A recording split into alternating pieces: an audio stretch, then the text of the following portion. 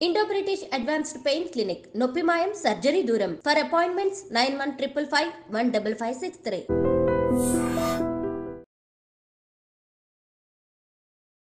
నమస్తే, welcome to I Dream inside politics with కవిత.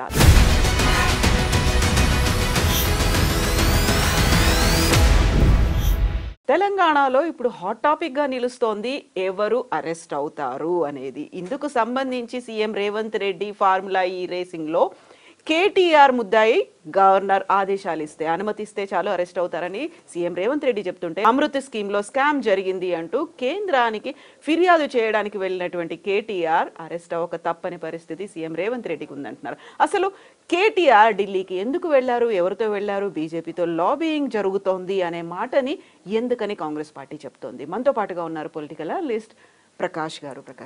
నమస్కారం అండి. సో ఇప్పుడు కేటీఆర్ ఢిల్లీకి వెళ్ళారు, అసలు ఎవరిని కలిశారు, ఎందుకు కలిశారు? బీజేపీతో కలిసి వెళ్ళారు, లాబియింగ్ చేసుకుంటున్నారు, అరెస్ట్ అవ్వకుండా గవర్నర్కి చెప్పండి ప్లీజ్ అని అంటున్నారు, అందుకోసమే వెళ్ళారు అనే మాట కాంగ్రెస్ చెప్తోంది. స్వయంగా సీఎం రేవంత్ రెడ్డి అన్నారు ఈ మాట.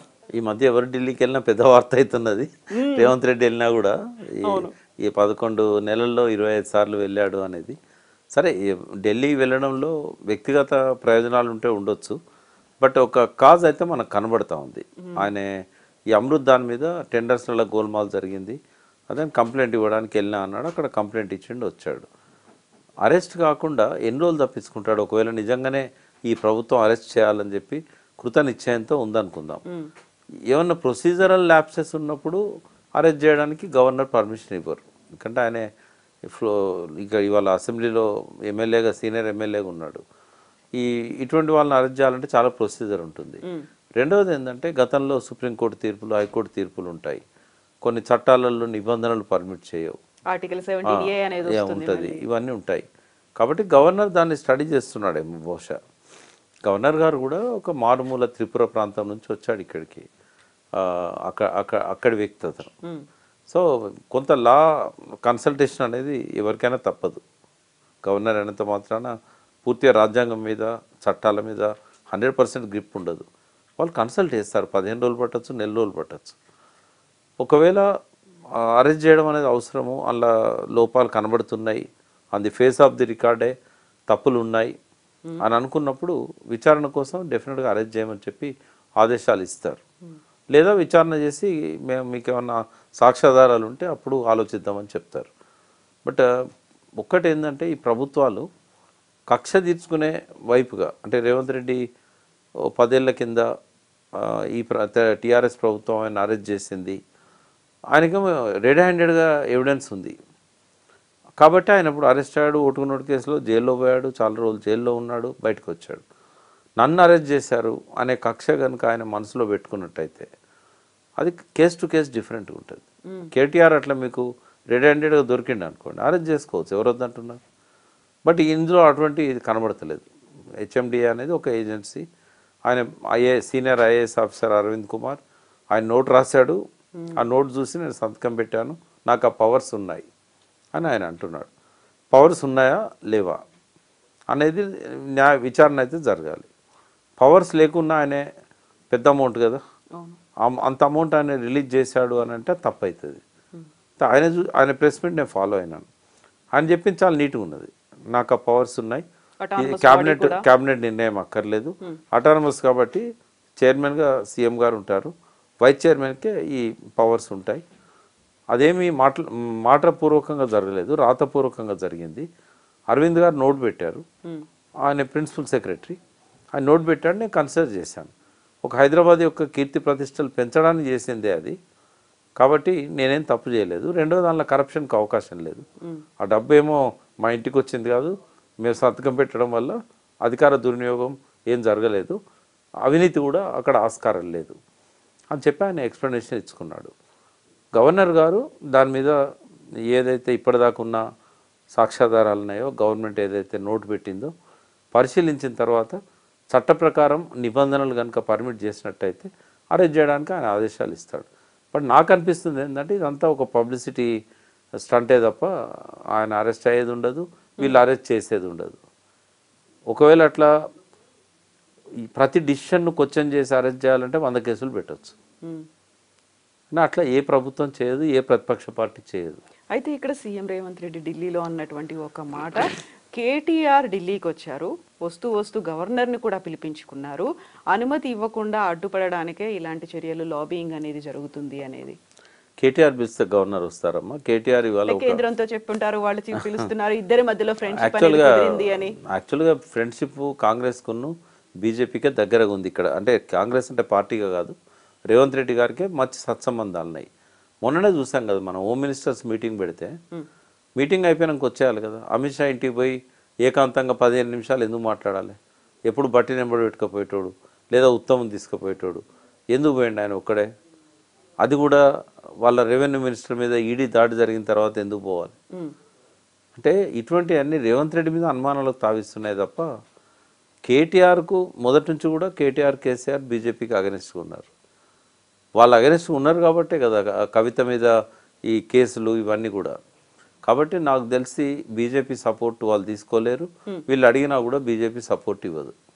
ఆయన ఢిల్లీ పోయినంత మాత్రాన అదే యాదృచ్ఛికంగా గవర్నర్ పోవడం, ఆయన పిలిపించుకున్నారని చెప్పి ఆరోపణ చేయడం అనేది కరెక్ట్ కాదు. ఒక రాజ్యాంగ స్థానంలో ఉన్న ఒక గొప్ప వ్యక్తి, ప్రథమ పౌరుడు గవర్నర్ మనకు, అటువంటి వ్యక్తి మీద ఇటువంటి ఆరోపణలు చేయడం కూడా అది సీఎంకే కాదు, ఆ పార్టీ నాయకులకు కూడా మంచిది కాదు. అది ఆయన అవమానించడమే కదా. అది ఈయన పోయి పిలిపిస్తే ఆయన వేయండంటే అది ఆయన మీద బురదలడం కదా, తప్పదు. అట్లాంటి మాటలు మాట్లాడకూడదు. రెండవది, కేటీఆర్ ఒకవేళ ఫేస్ చేయడానికి సిద్ధంగా ఉన్నానని ప్రకటించాడు. ఈవెన్ జైలు పోతే ఏం చేస్తారంటే వ్యాయామం చేస్తా, యోగా చేసుకుంటా. They are well prepared. ఒకట మరి రాజకీయంగా ఏదన్నా ఒక పదవిలో ఉన్నాము అని అంటే ఏ రోజైనా చెరసాల తప్పదు అని అనుకోవాల్సిందే. కాబట్టి వాళ్ళు మెంటల్గా ప్రిపేర్ అయి ఉన్నారు, ఏం జరిగినా జరగవచ్చు. కాబట్టి ఇవన్నీ ఏంటంటే పబ్లిక్లో ఒక సెన్సేషన్ క్రియేట్ చేయడానికి పనికొస్తాయి, మీడియా అటెన్షన్ తీసుకోవడానికి పనికొస్తాయి తప్ప నిజంగా నాకు తెలిసి అయితే అరెస్ట్ చేయడం జరగదు, అరెస్ట్ చేయాలనే తలంపు కూడా ఉండదు.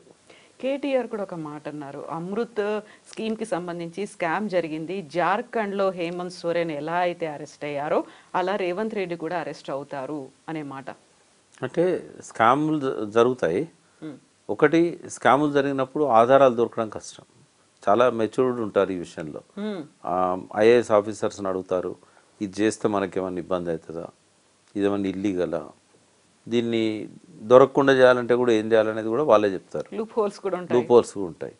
సోరెన్ ఏంటంటే బీజేపీకి అక్కడ హోల్డ్ కావాలి, ఎలక్షన్స్ వచ్చినాయి జార్ఖండ్, దాన్ని దృష్టిలో పెట్టుకొని ఆయన మీద అరెస్ట్ అనేది జరిగింది. స్కామ్ ఉన్నదా లేదా తర్వాత విషయం. అక్కడ బీజేపీని బలోపేతం చేసే క్రమంలో తీసుకున్న డిసిషన్ అది. ఒకవేళ ఇక్కడ స్కామ్ ఉన్నా కూడా ఇమ్మీడియట్గా రేవంత్ రెడ్డికి వచ్చిన ప్రమాదం ఏం లేదు. ఆ స్కామ్ పెట్టి వెంటనే అరెస్ట్ చేయడం కానీ ఇట్లాంటిది కానీ ఏమీ జరగదు. ఎందుకంటే అంత దూరం కాలే వాళ్ళ సంబంధాలు. నేను ఇంకొక కోణం చెప్తాను. ఇవాళ కాంగ్రెస్కు భౌతికంగానే దగ్గరగా ఉన్నాడు రేవంత్ రెడ్డి, మానసికంగా చంద్రబాబు నాయుడు దగ్గరగా ఉన్నాడు. చాలాసార్లు చెప్పాను నేను. ఐజాన్ టుడే కూడా అదే పరిస్థితి. చంద్రబాబు తనకు బాగున్నాడు కాబట్టే బీజేపీ వాళ్ళ ప్రభుత్వం కేంద్రంలో ఉందంటే చంద్రబాబు దయ వల్ల ఉంది.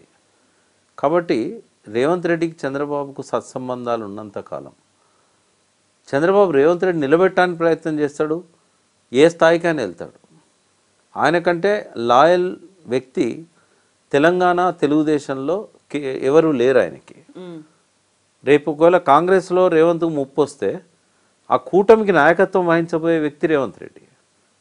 రేపు ఏర్పడబోయే తెలుగుదేశం, జనసేన, బీజేపీ కూటమికి నాయకత్వం వహించబోయే వ్యక్తి రేవంత్ రెడ్డి. కాంగ్రెస్ ఎప్పటికీ కూడా ఆయనకు సేఫ్ ప్లేస్ కాదు. చాలా క్లెవర్ పొలిటీషియన్ ఆయన, కీడించి మేలేస్తాడు.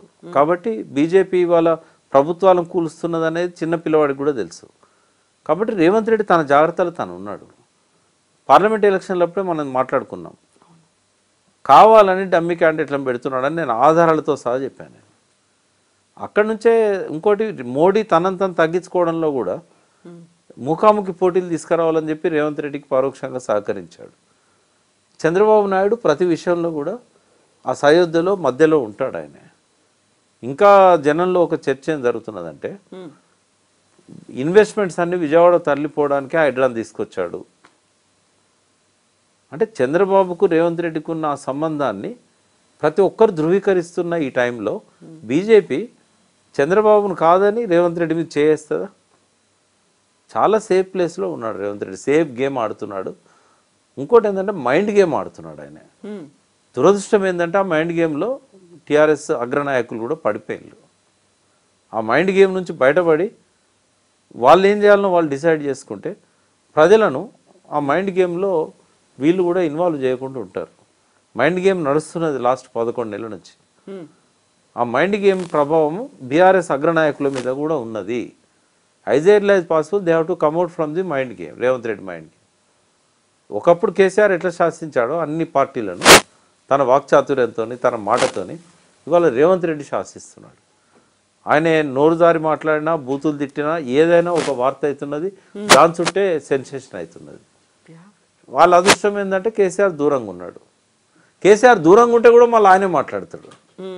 ఎందుకు రాలేదు దూరం, కాదు నిన్ను మర్చిపోయారు జనం అని అన్నాడు కదా, మరి నువ్వెందుకు జ్ఞాపకం చేస్తున్నావు? నేను రేవంత్ అడుగుతున్నా, మర్చిపోయారు జనం అని నువ్వే అంటున్నావు, మర్చిపోనియా రాదు, నువ్వెందుకు జ్ఞాపకం చేస్తున్నావు మళ్ళా? అంటే అది కూడా ఒక మైండ్ గేమే. ఈ ఉచ్చులోంచి బయటపడాలి కేటీఆర్ గారు, కేసీఆర్ గారు. అయితే ఇప్పుడు మరీ సడన్గా వినిపించింది ఫోన్ ట్యాపింగ్ కేసుకి సంబంధించి. మొన్నటిదాకా పోలీసులు లేకుంటే పోలీసు ఉన్నతాధికారులు వీళ్ళందరిది వస్తే ఇప్పుడు చిరుమర్తి లింగయ్యకు నోటీసులు ఇచ్చారు పోలీసుల ముందు విచారణకు హాజరవ్వమని. దీంతో పాటుగా బీఆర్ఎస్కి చెందిన 4 మాజీ ఎమ్మెల్యేలకు కూడా నోటీసులు ఇచ్చారు అని. ఆ దిశగా కూడా నరుక్కుంటూ ఏమన్నా వస్తున్నారా? అంటే దాన్ని లైవ్లో ఉంచడానికి చేస్తున్న ప్రయత్నం ఇది. ఓకే, ఫోన్ ట్యాపింగ్కి ఎమ్మెల్యేలకు ఏం సంబంధం ఉంటుందమ్మా? అంటే ఆయనే వెళ్ళి డైరెక్ట్గా ఈ స్థానికంగా ఉన్నటువంటి నేతల ఫోన్లు ట్యాప్ చేయమని ప్రభాకర్ రావు గారి దగ్గరికి వెళ్ళారు అనేది చేస్తారా వాళ్ళు? ఇప్పుడు ప్రభాకర్ రావు గారి స్టేచర్ ముందట ఒక ఎమ్మెల్యే చాలా చిన్నది. ఆయన సీఎంకు జవాబుదారీగా ఉంటాడు, హోమ్ మినిస్టర్కి జవాబుదారీగా ఉంటాడు, డీజీపీకి జవాబుదారీగా ఉంటాడు, హోమ్ సెక్రటరీకి జవాబుదారీగా ఉంటాడు. ఎమ్మెల్యేలు పోయి రిక్వెస్ట్ చేస్తే ఫోన్ ట్యాపింగ్ చేస్తాడు ఆయన? అంటే ఏదో చెప్పి వాళ్ళను కొంతకాలం పాటు ఇది లైవ్లో ఉంచడానికి జరుగుతున్నదే. మరి ఇంతమంది తీసుకొచ్చినప్పుడు ప్రభాకర్ రావుని తీసుకురాలేకపోయారు? ఇంటర్పోల్ పోయి ఆయన తీసుకురావచ్చు కదా. ఈ 5 ఏళ్ళు ఇట్లా కాలం గడుపుతారు, తర్వాత ఆ కేసు అంతే అవుతుంది. ఏముంటుంది, ఆయన వచ్చేదాకానైతే ఆ కేసు ముందు పోదు కదా, అప్పటిదాకా లైవ్లో పెట్టాలి కదా. ఇది మైండ్ గేమ్లో ఇది కూడా ఒక పార్ట్. ఇప్పుడు బాంబులు అన్నారు, బాంబులు అనగానే మనకు కాళేశ్వరం గుర్తొచ్చింది, విద్యుత్ కొనుగోళ్లు అనేవి గుర్తొచ్చాయి, ధరణి గుర్తొచ్చింది, ఫోన్ ట్యాపింగ్ గుర్తొచ్చింది, ఆ తర్వాత వచ్చినటువంటి ఫార్ములా ఈ రేసింగ్ అనేది గుర్తొచ్చింది. ఇవన్నీ కూడా ఇలా లైవ్లో ఉంటాయి తప్ప దీనికి సంబంధించి చర్యలు, బాంబులు, కేసులు, అరెస్టులు ఏమీ ఉండవా? ఒకవేళ సీరియస్గా రేవంత్ రెడ్డి అరెస్ట్ చేయాలని అనుకుంటే డెఫినెట్గా ఆయన ప్రయత్నాలు మొదలు పెడతాడు, గవర్నర్తో కూడా పర్మిషన్ తీసుకుంటాడు, అరెస్ట్ చేస్తాడు. ఆయన ఎవరు ఆపలేరు. చిన్న గడ్డి కేసులో లాలూ ప్రసాద్ని 8 సంవత్సరాలు జైల్లో పెట్టారు.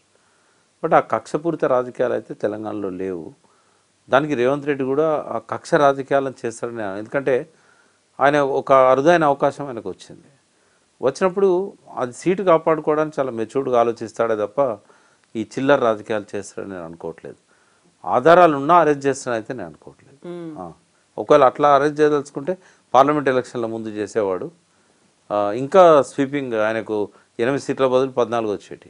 అయితే ఇప్పుడు మనకి ఎన్నికలు అనేవి ఇంకా 4 ఏళ్ళు ఉన్నాయి కాబట్టి ఒకవేళ జమిలియా వస్తే తెలియదు, కానీ అప్పటిదాకా వేచి చూసి కరెక్ట్గా ఎలక్షన్స్ ముందైనా ఏమైనా ప్లాన్ ఉంటుందా? ఇవన్నీ ఒకటి ఏంటంటే తన వైఫల్యాలను ప్రజల దృష్టి నుంచి పక్కదారి పట్టారు. డైవర్షన్ పాలిటిక్స్ అనేది మనకు రెగ్యులర్గా వినబడుతున్న మాట. హరీష్ రావు గారు అయితే రోజు మాట్లాడతాడు. అంటే ఈ డైవర్షన్ పాలిటిక్స్లో ఇవన్నీ భాగం. ఇప్పుడిప్పుడే ఎలక్షన్స్ ఏం రావు కాబట్టి ఇప్పుడు అరెస్ట్ చేసేది ఉండదు, ఇవన్నీ ఏముండదు. కానీ అమ్మ పులి అన్నట్టుగా ఒక భయము, ఒక బుసకొట్టుడు కరవది, బుస కొడుతుంది. ఇట్లాంటిదంతా మైండ్ గేమ్లో భాగం అవుతుంది. ఈ డైవర్షన్ పాలిటిక్స్ అనేది మైండ్ గేమ్. ఇది జరుగుతున్నది. ఏ బాంబుల గురించి ఎవరు మంత్రి మాట్లాడినా, లేకుంటే ఎక్కడ ఎవరి మీద ఆరోపణలు చేసినా దాని వెనకాల ఉన్నది మైండ్ గేమే తప్ప రియల్ గేమ్ కాదు. ఎస్ ప్రకాష్ గారు, థ్యాంక్ యూ సో మచ్ అండి. Thank you.